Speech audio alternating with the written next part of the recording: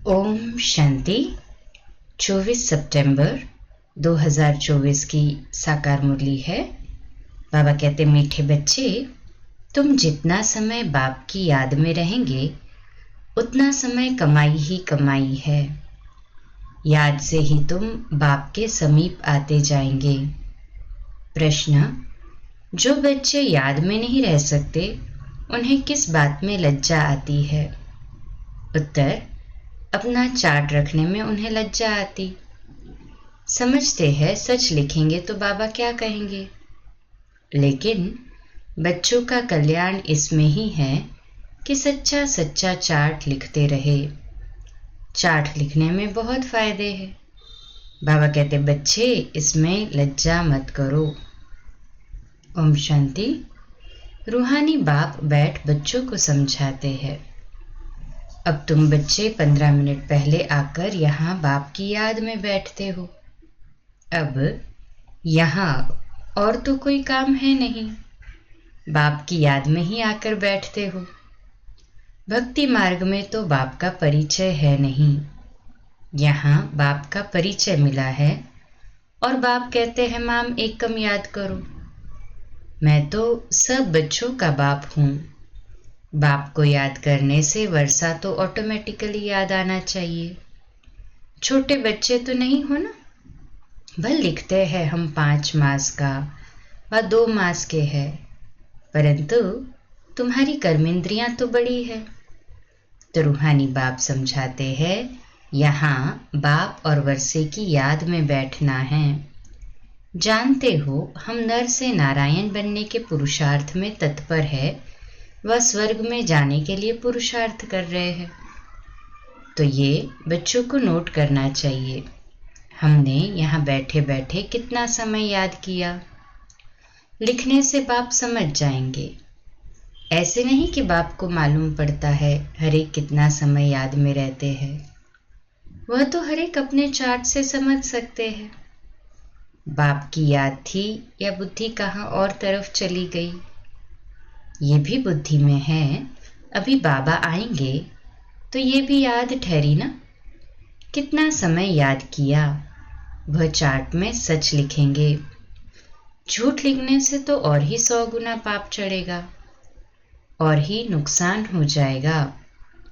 इसलिए सच लिखना है। जितना याद करेंगे उतना विकर्म विनाश होंगे। और ये भी जानते हो हम नजदीक आते जाते हैं।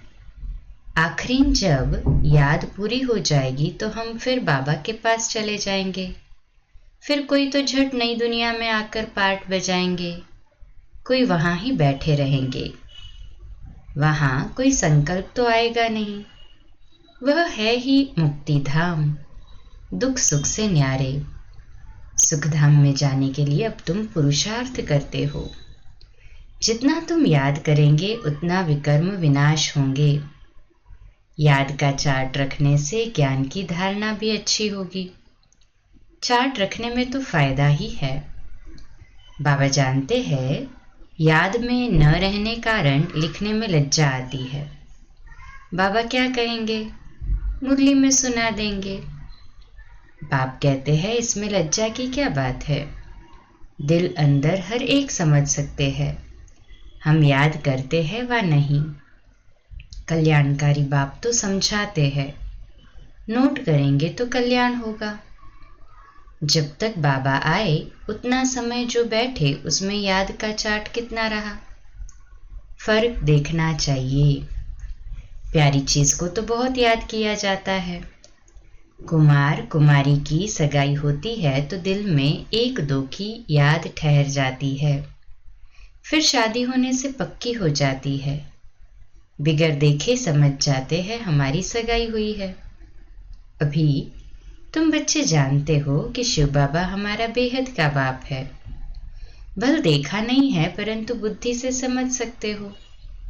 वह बाप अगर नाम रूप से न्यारा है तो फिर पूजा किसकी करते हो, याद क्यों करते हो? नाम रूप से न्यारी बेअंत तो कोई चीज होती नहीं। जरूर चीज तो देखा जाता है, जरूर कोई चीज है तो उसको देखा जाता है, तब तो वर्णन होता है। आकाश को भी देखते हैं ना, बेअंत कह नहीं सकते। आकाश भी वैसे देखा जाए तो अभी लिमिट में है, उसका भी मेजरमेंट करते हैं।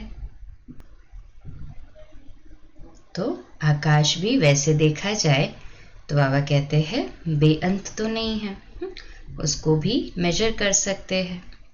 भक्ति मार्ग में भगवान को याद करते हैं, हे भगवान, तो बेअंत थोड़ी कहेंगे। हे भगवान कहने से तो झट उनकी याद आती है, तो जरूर कोई चीज है। आत्मा को भी जाना जाता है, देखा नहीं जाता।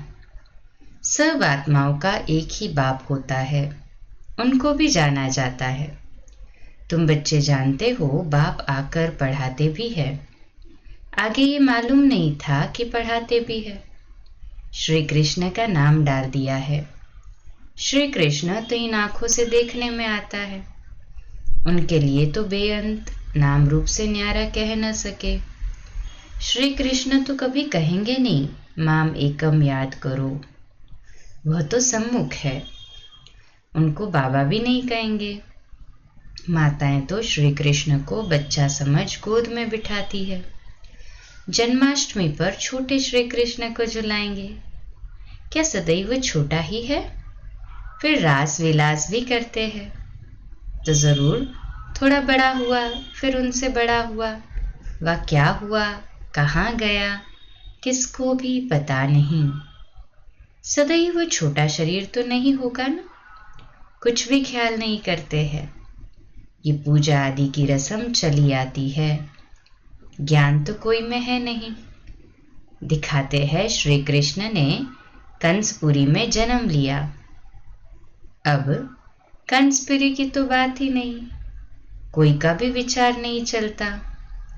भक्त लोग तो कहेंगे श्री कृष्ण हाजिरा हजूर है, फिर उनको स्नान भी कराते हैं, खिलाते भी है। अब वह खाता तो नहीं, रखते हैं मूर्ति के सामने और खुद खा लेते हैं। ये भी भक्ति मार्ग हुआ न। श्रीनाथ जी पर इतना भोग लगाते हैं, वह तो खाता नहीं, खुद खा जाते हैं। देवियों की पूजा में भी ऐसे ही करते हैं, खुद ही देवियां बनाते हैं, उनकी पूजा आदि कर फिर डुबो देते हैं। जेवरात आदि उतार कर डुबोते हैं, फिर वहां तो बहुत रहते हैं।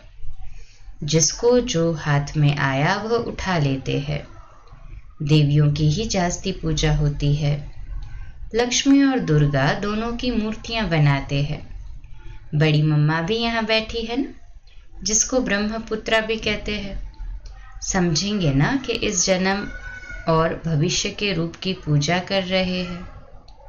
कितना वंडरफुल ड्रामा है। ऐसी ऐसी बातें शास्त्रों में आ न सके। यह है प्रैक्टिकल एक्टिविटी। तुम बच्चों को अब ज्ञान है, समझते हो सबसे जास्ती चित्र बनाए हैं आत्माओं के। जब रुद्र यज्ञ रचते हैं तो लाखों शालिग्राम बनाते हैं। देवियों के कब लाखों चित्र नहीं बनाएंगे, वह तो जितने पुजारी होंगे उतनी देवियां बनाते होंगे। वह तो एक ही टाइम पर लाख शालिग्राम बनाते हैं। उनका कोई फिक्स दिन नहीं होता है, कोई मुहूर्त आदि नहीं होता है। जैसे देवियों की पूजा फिक्स टाइम पर होती है, सेठ लोगों को तो जब ख्याल में आएगा कि रुद्र या शालिग्राम रचे तो ब्राह्मण बुलाएंगे। रुद्र कहा जाता है एक बाप को, फिर उनके साथ ढेर शालिग्राम बनाते हैं।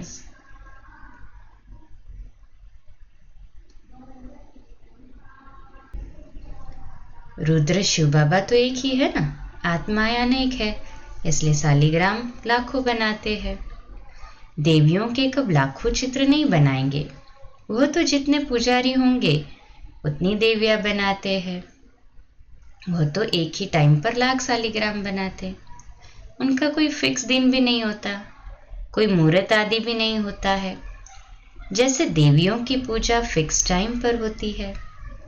सेठ लोगों को तो जब ख्याल में आएगा कि रुद्र या शालिग्राम रचे तो ब्राह्मण को बुलाएंगे। रुद्र कहा जाता है एक बाप को, फिर उनके साथ ढेर शालिग्राम बनाते हैं। वो सेठ लोग कहते हैं इतने शालिग्राम बनाओ, उनकी तिथि तारीख कोई मुकर्रर नहीं होती। ऐसे भी नहीं कि शिव जयंती पर ही रुद्र पूजा करते हैं, नहीं, अक्सर करके शुभ दिन बृहस्पति को ही रखते हैं। दीपमाला पर लक्ष्मी का चित्र थाली में रखकर उनकी पूजा करते हैं, फिर रख देते हैं। वह है महालक्ष्मी। युगल है ना। मनुष्य इन बातों को जानते नहीं। लक्ष्मी को पैसे कहाँ से मिलेंगे? युगल तो चाहिए ना। तो ये लक्ष्मी नारायण युगल है। जैसे विष्णु यादगार है युगल स्वरूप लक्ष्मी नारायण का, तो महालक्ष्मी भी ऐसे ही नाम फिर महालक्ष्मी रख देते हैं। देवियां कब हुई, महालक्ष्मी कब होकर गई, ये सब बातें मनुष्य नहीं जानते। तुमको अब बाप बैठ समझाते हैं। तुम्हारे में भी सबको एक रस धारणा नहीं होती है। बाबा इतना सब समझाकर फिर भी कहते शिव बाबा याद है, वर्षा याद है। मूल बात है ये, भक्ति मार्ग में कितना पैसा वेस्ट करते हैं। यहाँ तुम्हारी पाई भी वेस्ट नहीं होती है। तुम सर्विस करते हो सॉल्वेंट बनने के लिए। भक्ति मार्ग में तो बहुत पैसे खर्च करते हैं, इंसॉल्वेंट बन पड़ते हैं, सब मिट्टी में मिल जाता है। कितना फर्क है। इस समय जो कुछ करते हैं वह ईश्वरीय सर्विस में शिव बाबा को देते हैं। शिव बाबा तो खाते नहीं हैं, खाते तुम हो। तुम ब्राह्मण बीच में ट्रस्टी हो, ब्रह्मा को नहीं देते हो, तुम शिव बाबा को देते हो। कहते हैं बाबा आपके लिए धोती कमीज लाई है। बाबा कहते इनको देने से तुम्हारा कुछ भी जमा नहीं होगा। जमा वह होता है जो तुम शिव बाबा को याद कर इनको देते हो। फिर ये तो समझते हो ब्राह्मण शिव बाबा के खजाने से ही पलते हैं। बाबा से पूछने की दरकार नहीं कि क्या भेजूं, ये तो लेंगे नहीं, तुम्हारा जमा ही नहीं होगा। अगर ब्रह्मा को याद किया तो ब्रह्मा को तो लेना है शिव बाबा के खजाने से, तो शिव बाबा ही याद पड़ेगा। तुम्हारी चीज क्यों लेवे? बीके को देना भी रॉन्ग है। बाबा ने समझाया है तुम कोई से भी चीज लेकर पहनेंगे तो उनकी याद आती रहेगी। कोई हल्की चीज है तो उनकी बात नहीं, अच्छी चीज तो और ही याद दिलाएगी। अच्छी चीज है तो और याद दिलाएगी, फलाने ने ये दिया। उनका कुछ जमा तो होता नहीं, तो घाटा पड़ा ना। शिव बाबा कहते हैं माम एकम याद करो। मुझे कपड़े आदि की दरकार नहीं, कपड़े आदि बच्चों के लिए चाहिए, वह शिव बाबा के खजाने से पहनेंगे। मुझे तो अपना शरीर है नहीं, ये तो शिव बाबा के खजाने से लेने के हकदार है, राजाई के भी हकदार है। बाप के घर में ही बच्चे खाते पीते हैं ना। तुम भी सर्विस करते कमाई करते रहते हो। जितनी सर्विस बहुत उतनी बहुत कमाई होगी। खाएंगे पिएंगे शिव बाबा के भंडारे से, उनको नहीं देंगे तो जमा ही नहीं होगा। शिव बाबा को ही देना होता है। बाबा आपसे भविष्य 21 जन्मों के लिए पद्मा पदम पति, बाबा आपसे लेते और भविष्य 21 जन्मों के लिए पद्मा पदम पति बना देते हैं। पैसे तो खत्म हो जाएंगे, इसलिए समर्थ को हम दे देते हैं। बाप समर्थ है ना, 21 जन्मों के लिए वह देते हैं। इनडायरेक्ट भी ईश्वर अर्थ देते हैं ना। इनडायरेक्ट में इतना समर्थ नहीं है, अभी तो बहुत समर्थ है क्योंकि सम्मुख है। वर्ल्ड ऑलमाइटी अथॉरिटी इस समय के लिए है। ईश्वर अर्थ कुछ दान पुण्य करते हैं तो अल्पकाल के लिए कुछ मिल जाता है। यहाँ तो बाप तुमको समझाते हैं मैं सम्मुख हूँ, मैं ही देने वाला हूँ। इसने भी शिव बाबा को सब कुछ देकर सारे विश्व की बादशाही ले ली ना। ये भी जानते हो इस व्यक्त का ही अव्यक्त रूप में साक्षात्कार होता है। इनमें शिव बाबा आकर बच्चों से बात करते हैं। कभी भी ये ख्याल नहीं करना चाहिए हम मनुष्य से लेवे। बोलो शिव बाबा के भंडारे में भेज दो, इनको देने से तो कुछ नहीं मिलेगा और ही घाटा पड़ जाएगा। गरीब होंगे करके 3-4 रुपए की कोई चीज तुमको देंगे। इनसे तो शिव बाबा के भंडारे में डालने से पदम हो जाएगा। अपने को घाटा थोड़ी डालना है। पूजा अक्सर देवियों की ही होती है, क्योंकि तुम देवियां ही खास निमित्त बनती हो ज्ञान देने के। भलगोप भी समझाते हैं, परंतु अक्सर करके तो माताएं ही ब्राह्मणी बन रास्ता बताती है, इसलिए देवियों का नाम जास्ती है। देवियों की बहुत पूजा होती है। ये भी तुम बच्चे समझते हो। आधा कल्प हम पूज्य थे, पहले है फुल पूज्य, फिर सेमी पूज्य, क्योंकि 2 कला कम हो जाती है। राम के डिनाइस्टी कहेंगे त्रेता में, वह तो लाखों वर्ष की बात कह देते हैं, तो उनका कोई हिसाब ही नहीं हो सकता। भक्ति मार्ग वालों की बुद्धि में और तुम्हारी बुद्धि में कितना रात दिन का फर्क है। तुम हो ईश्वरीय बुद्धि, वह है रावण की बुद्धि। तुम्हारी बुद्धि में है कि ये सारा चक्र ही 5000 वर्ष का है जो फिरता रहता है। जो रात में है वह कहते हैं लाखों वर्ष, जो दिन में है वह कहते 5000 वर्ष। आधा कल्प भक्ति मार्ग में तुमने असत्य बातें सुनी हैं। सतयुग में ऐसी बातें होती ही नहीं, वहां तो वर्षा मिलता है। अब तुमको डायरेक्ट मत मिलती है। श्रीमद् भगवत गीता है ना, श्रीमद् भगवत गीता, तो श्रीमद् माना डायरेक्ट मत। और कोई शास्त्र पर श्रीमद् नाम है नहीं। हर 5000 वर्ष बाद ये पुरुषोत्तम संगम युग गीता का युग आता है। लाखों वर्ष की तो बात हो नहीं सकती।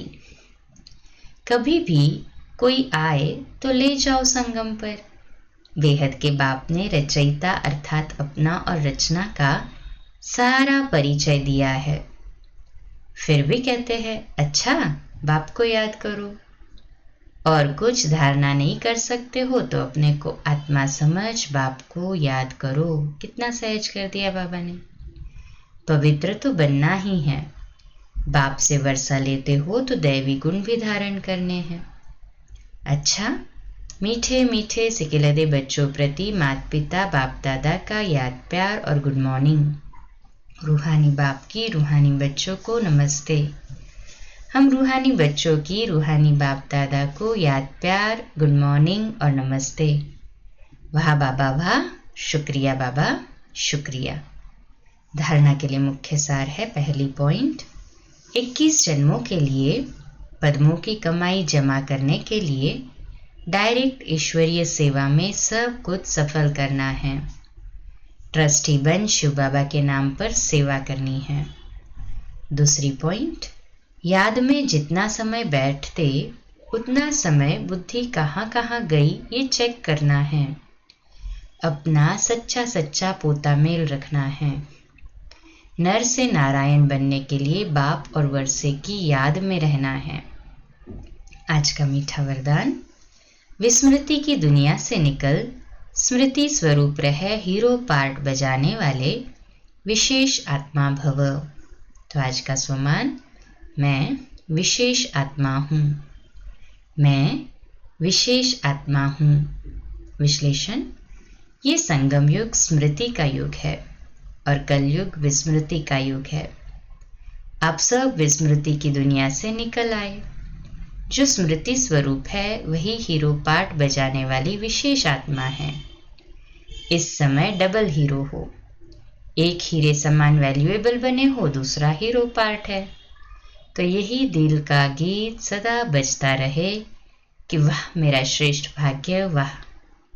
जैसे देह का ऑक्यूपेशन याद रहता है, ऐसे ये अविनाशी ऑक्यूपेशन कि मैं श्रेष्ठ आत्मा हूँ याद रहे, तब कहेंगे विशेष आत्मा।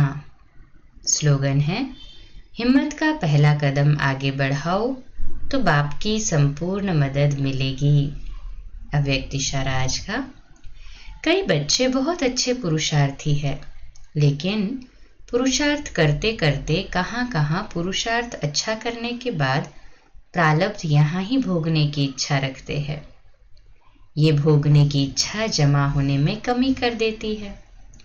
इसलिए प्रारब्ध की इच्छा को खत्म कर सिर्फ अच्छा पुरुषार्थ करो। इच्छा के बजाय अच्छा शब्द याद रखो। अच्छा, कम बोलो, धीरे बोलो, मीठा बोलो, सत्य बोलो, सोच समझकर बोलो। निमित्त भाव, निर्माण भाव, निर्मल वाणी। आज का नया दिन आप सभी को मुबारक हो, मुबारक हो, मुबारक हो। शुभ दिवस। ओम शांति।